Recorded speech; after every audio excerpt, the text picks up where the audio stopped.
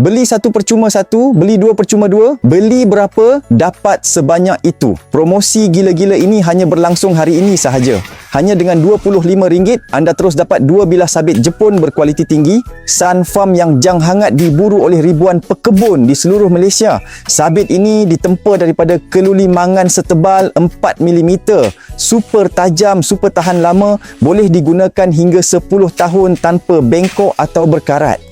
Sama ada untuk memotong rumput tebal, membersih semak, menebas dahan kering atau memotong pokok kecil, semuanya selesai dengan beberapa hayunan sahaja, cepat, kemas dan jimat tenaga.